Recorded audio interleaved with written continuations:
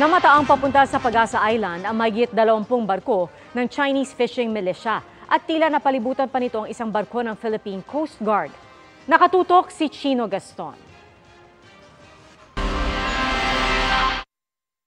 Gamit ang Automatic Identification System o AIS para sa mga commercial vessels, nakita ng Maritime Security Analyst na si Ray Powell nitong Biyernes ng gabi ang pagdaan ng mga 21 fishing militia ng China papunta sa direksyon ng Pag-asa Island. Sabi ni Powell, ito raw ang mga barko na nagkumpulan sa may Panganiban Reef na tumulong daw sa pagharang ng resupply mission sa Ayungin Shoal noong August 5. Sa gitna ng mga truck o dinaanan ng mga Chinese vessel, nakikita rin ang BRP Cabra, barko ng Philippine Coast Guard na papunta ring Pag-asa Island. The militia and the Coast Guard that surged into that area, it seems to me were probably there longer than their normal rotation.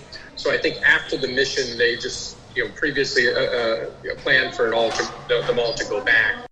So it may indicate that they're not expecting another resupply mission soon.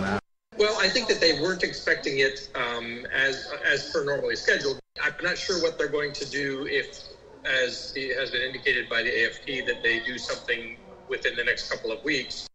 Sinusubukan pa naming kunin ang panig ng PCG at Department of Foreign Affairs.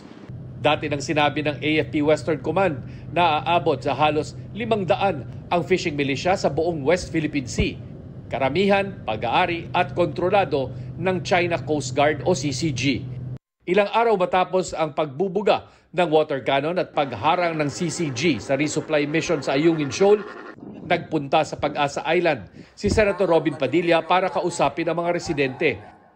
Sa gitna ng issue sa West Philippine Sea, inilabas ng Okta Research Group ang resulta ng kanilang survey kung saan 70% ng mga Pilipino ang nagsabing nais nilang ipagpatuloy ang pag-iit ng territorial rights sa West Philippine Sea sa pamamagitan ng diplomasya at mapayapang pamamaraan. 65% naman ang pabor na gumamit ng puwersa militar para itaguyod ang karapatan ng bansa sa WPS. 61% naman ang naniniwalang kailangang palakasin ang puwersa at kakayahan ng militar para maprotektahan ang teritoryo ng bansa. Ginawa ang survey noong July 22 hanggang 26 bago ang pambobomba ng water cannon sa mga barko ng Pilipinas sa Ayungin Shoal. Ilang beses nang sinabi ng gobyerno ng Pilipinas na patuloy itong gagamit ng diplomasya para igiit ang mga karapatan ng Pilipinas. Para sa GMA Integrated News, Chino Gaston, nakatutok, 24 oras. Mga kapuso, manatili nakatutok sa balita anumang oras. Mag-subscribe sa GMA Integrated News sa YouTube. At sa mga kapuso abroad, samahan nyo kami sa GMA Pinoy TV at sa www.gmanews.tv.